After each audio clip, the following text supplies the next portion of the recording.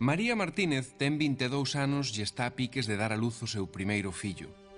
Iso non lle impide traballar na terra. Daquela, era normal que as mulleres traballasen ata case o momento de parir.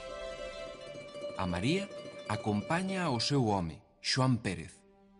A terra que cultivan non é deles, pertence ao mosteiro de Santo Estevo de Ribas de Sil. Son foreiros. O contrato de aforamento está a nome dos dous. Damos a vos, Xoán Pérez, e a vosa muller, María Martínez, o noso casar de San Romao da Limia. Isto pode lerse neste documento de 1317, no que o abade do mosteiro de Santo Estevo de Ribas de Sil lle outorga en foro un terreo a nosa parella protagonista. O curioso deste documento é que está a nome dos dous, de Xoán e de María. Eles tiveron no seu poder unha copia deste contrato que foi cortado en zigzag e que encaixaba a perfección con estoutra metade. O 75% dos contratos de foro en Galicia no medievo estaban a nome de ambos cónxuxes.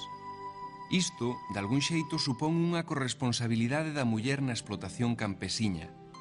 Responsabilidade que asume soa se morre o marido ou se este se ausenta, por exemplo, para ir á guerra. Pero este feito non respondía a unha suposta igualdade entre sexos.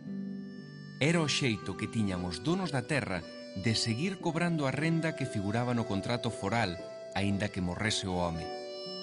A muller viúva estaba obrigada a pagar se non quería que a botasen da terra. María Martínez, á parte de traballar e ter responsabilidades sobre a terra, é a que coida o gando, varias ovellas e as galiñas. María, ademais, ten que facerse cargo de todo o traballo doméstico. Entre outros moitos mesteres, prover de auga a casa, acender e manter prendido o lume e facer a comida.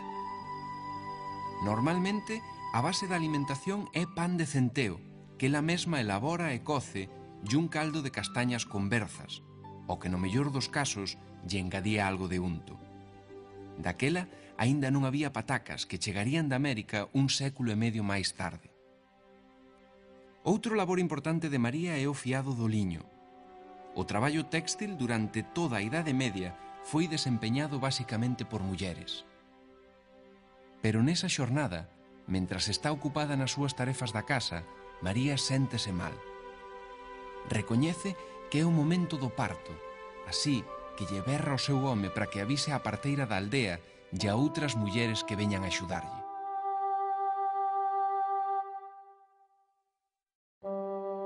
Nas cantigas de Santa María de Afonso X o Sabio figuran unhas miniaturas que representan un parto, pero un parto de muller rica e poderosa, con comadroa e axudantes. A comadroa colocábase diante das coxas da embarazada e a axudante preto da cabeza para reducir a ansiedade. As das cantigas non son as únicas representacións medievais de partos e nacementos. Hai moitas que exemplifican a importancia que se lle daba ao papel reproductor das mulleres.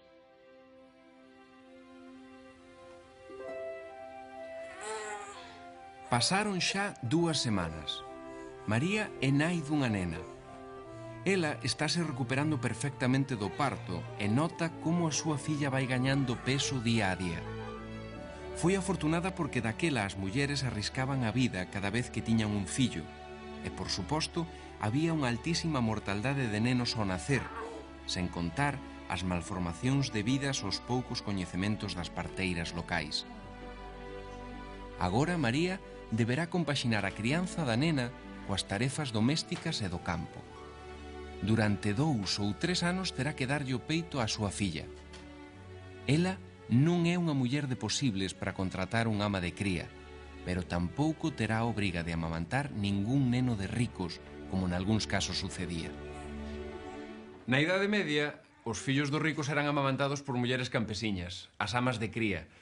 Da súa importancia dá idea o alto número de disposicións legais que regulaban esta labor. Nelas especificábase canto tempo lle tiñan que dar o peito ás amas de cría.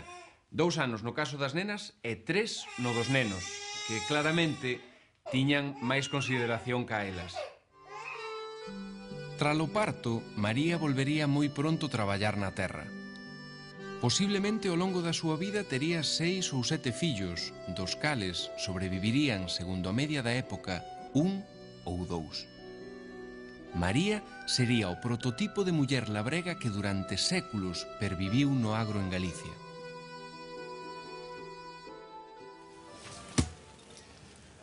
Acabamos de ver a importancia da muller no agro, pero na Idade Media tamén nas cidades tiveron importancia en labores extradomésticos e remunerados. Por exemplo, en mercados como este de Santiago, onde exercían de panadeiras, de peixeiras e de vendedoras de todo tipo. Tamén se dedicaban ao comercio, como as chamadas regatoas, que mercaban bens de primeira necesidade directamente aos produtores para logo revendelos máis caros nos mercados. Nas cidades, entre as ocupacións fundamentais para as mulleres de clase humilde, figuraba a de criadas ao servizo de nobres ou institucións eclesiásticas. Eran normalmente rapazas novas que aspiraban a reunir un dote para abandonar o traballo e casar. Destacaba a participación feminina na atención aos necesitados en hospitais e albergues. A estas dábaselles o nome de freiras, cun estatus entre monxas e laicas. Ademais, había mulleres á fronte de pousadas privadas e tabernas, ocupacións non ben vistas socialmente. E eran frecuentes tamén nos oficios artesáns, sen dúbida o máis salientable é o caso das tecedoras e fiandeiras. O grupo preponderante nas actividades artesanais constituíano o das viúvas, que a miúdo sustituían a un marido ao que xa en vida lle axudaban. Había tamén moitas solteiras. Hoxe en día quedan poucos artesáns, pero aquí en Santiago ainda topamos algúns, como os acibacheiros. Malia que a aceptación da muller no mundo artesanal e gremial non era plena, na Idade Media xa había donas acibacheiras. As viúvas, como vimos antes, eran maioría en moitas actividades artesanais. Pois ben, aquí en Santiago tiñan igualdade de dereito no gremio dos acibacheiros. Senón, escoiten o que dicían as ordenanzas do gremio de 1443. Ordenamos que calquera muller de dito oficio que estiver viúva posa gozar de dito oficio e comprar e vender. Iso sí, podían perder parte desos dereitos se volvían casar, a non ser que o fixeran cun home do gremio. Resumindo, no campo na Idade Media traballaban tanto os homes como as mulleres. Nas cidades, os homes traballaban maioritariamente no gremio de artesáns.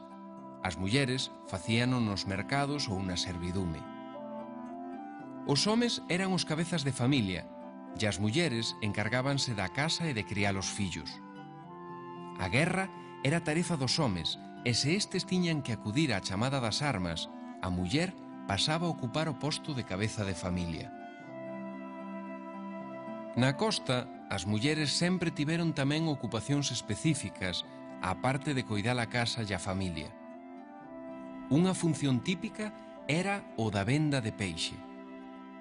En canto o barco chegaba ao porto, os mariñeiros descargábano e desde ese momento desentendíanse del. Era a muller quen tiña que vendelo, ben en lonxas, ben indo de aldea en aldea para trocalo por cartos ou por produtos agrícolas. Isto convertía na dona dos cartos, tamén da despensa.